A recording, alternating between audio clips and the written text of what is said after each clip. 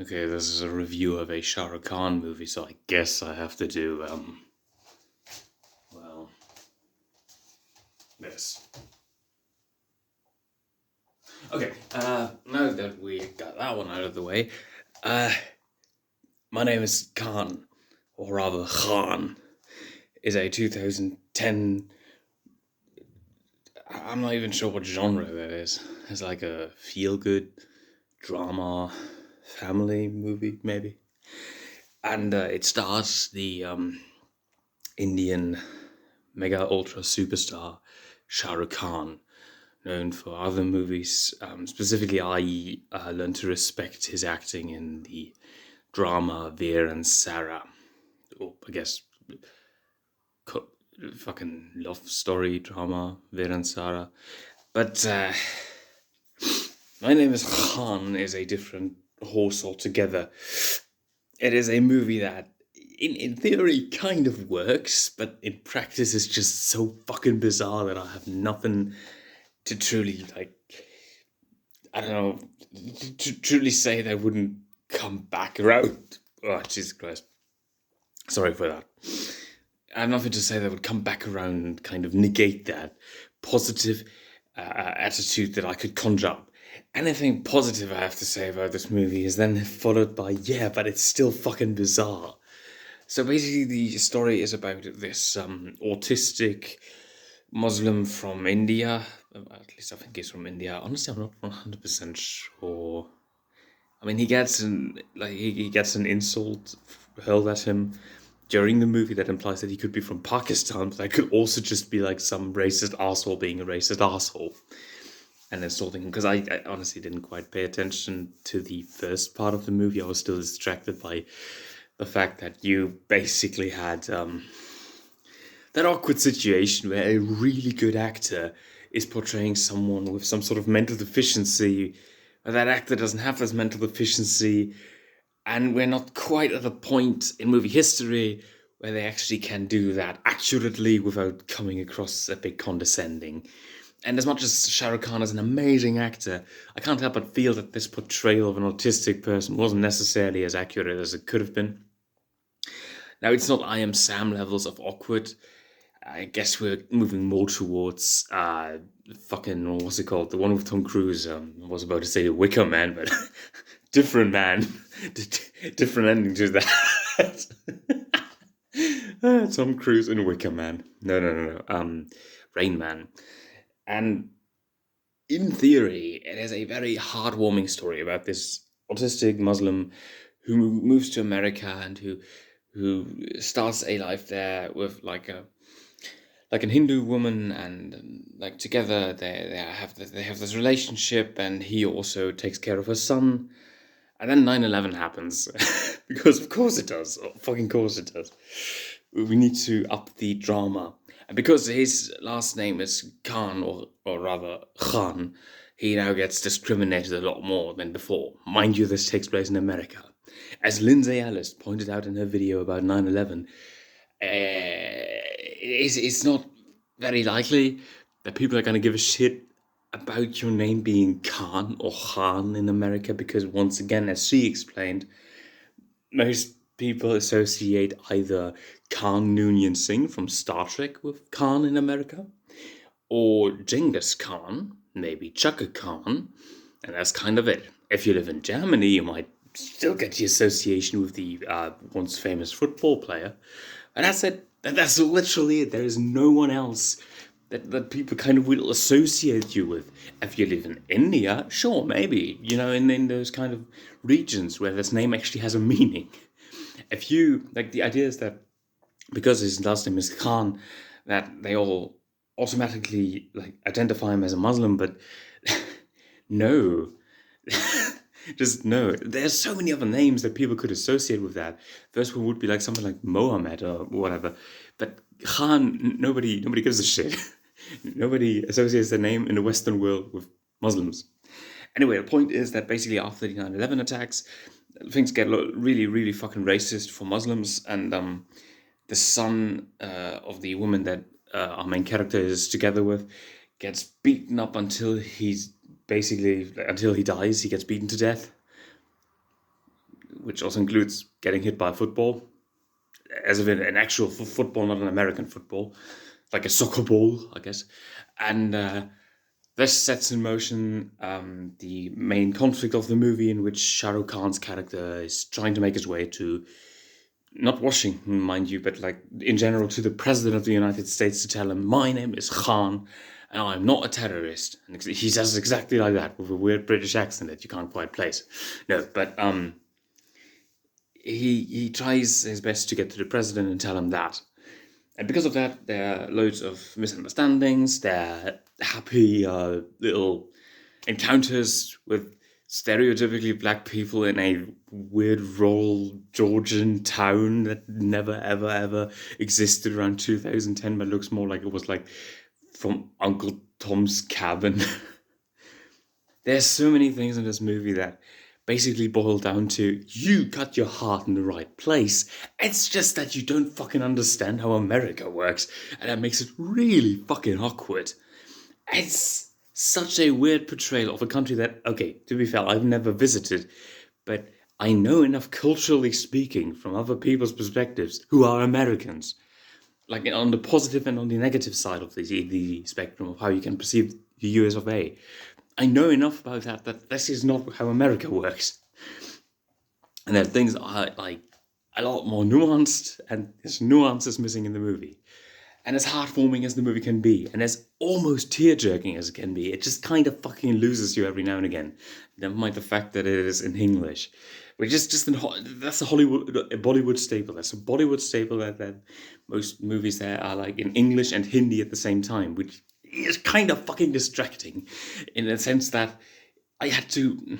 Okay, the DVD that I rented from my local video store, which one of these days I might just show you guys, had three different soundtracks, basically, you know, like three different language settings. You could watch it in English, Spanish, or German, because obviously I'm here in Germany, and obviously there's going to be a German option. But the English version is basically Hindi and English in this weird exchange type of thing that they always do in Indian movies.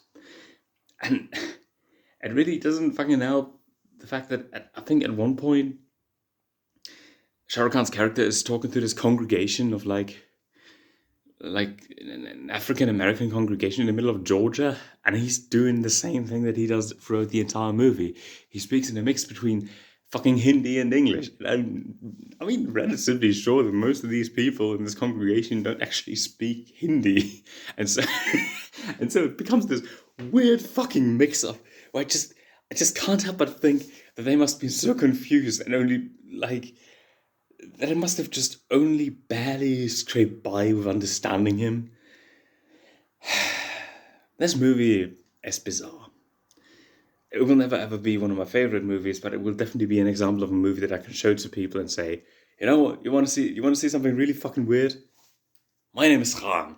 It also ends with like Barack Obama and asking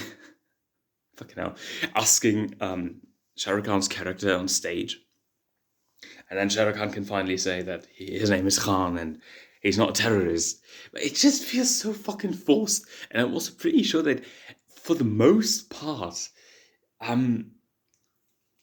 there seems to be like a weird, heavy misunderstanding as to how security works in regards to protecting the President of the United States of America. There's a scene in particular in which Shah Rukh Khan's character causes lots of confusion, and he causes like a bit of chaos because he's yelling, my name is Khan, I'm not a terrorist, and like the people just kind of pick up, oh shit, he's just said terrorist. And then there's like a mass panic, and it becomes clear quite rather quickly that he's the one who's causing all this panic, and that he could potentially, you know, be a danger to someone just because of this misunderstanding. The point is, however, that like the first thing the first interaction between these security people and him is like one of the dudes just kind of tackles him down instead of what I almost expected to happen, that he might just get shot, which would have made a lot more sense given that we saw snipers and everything, and he's in a crowd, and the crowd is standing in front of the United States of America's president, which like I'm pretty sure they're a lot more unhinged when it comes to protecting the president, and a lot more trigger happy if there's even the chance of someone trying to. And this, at this point, mind you, that is President Bush we're talking about, and like maybe 5 years after 9/11. And given how weirdly and how over the top hyper racist they portray America right after 9/11, and don't get me wrong, there were definitely racial tensions around that time. It's just they weren't as over the top as they were as they are in the movie. Um, you would believe that people were a lot more trigger happy. It is a weird movie. It really is. I can't quite put my finger on where exactly it went wrong specifically, but I believe the main issue is that it is still not a movie meant for a Western audience. And so the idea that you have an understanding of the US of A kind of gets flushed down the drain because it is very obvious that the main understanding that you need to have to get this movie or get into this movie is that you are probably from India yourself and you understand all their cultural traditions and whatnot, and you've had a basic idea of like what America is like from Hollywood movies. And here's the ass thing about that. The next best comparison I could draw is either The Room. Jesus, I can't believe I'm saying this because the movie's actually well made and all, but like from a cultural understanding and from just how awkward the entire thing feels, and comes closer to like giving me vibes that I've last felt when I watched The Room, as if in the Tommy Wiseau movie or Birdemic. Not from a movie making standpoint, just from these people interact in weird ways and their portrayals of how human interaction works slash doesn't work, that doesn't make any sense to anyone who's ever been, in a Western country. It just okay. Let's end on the positive. There's one scene in a Muslim temple in which we have Shah Rukh Khan show the goodness of his heart, in which he tries to reason with some Islamist extremists and tells them, that there is that the basic teachings of his faith, that they are supposed to preach peace, and so he steps up. He stands up for the idea of peace and getting along with one another and all that stuff. And it's a really great scene and it's a powerful scene, and it does show us the absolute pure-heartedness of his character, which is something that I think the movie gets across rather well, despite fucking up on the fronts of portraying 9/11 and everything connected to it rather poorly, and also kind of shitting like they do a shit job portraying autism, from what I can tell. Like, I only have ADHD. I don't know too much about autism. To really say it's 100% dog shit or 100% accurate, I'm just pretty sure it's kind of over the top. But that thing, and that is definitely a strength of Shah Rukh Khan himself, just actually acting with emotional intensity. And that scene in the temple is definitely one of the best scenes in the movie. Should you watch this movie? You can. I mean, nobody's stopping you. If you want to be kind of weirded out, sure. If you're from India, you probably won't have that big of an issue with this movie because, once again, it might make more sense from your point of view. But like from mine, it was just a weird experience. I will one of these days review Veer and Sarah, and that is a good Bollywood movie. That is a movie where I really felt like they knew what they were doing and they were tackling an issue that they completely understood and grasped. This, however, My Name is Khan, is not one of those movies.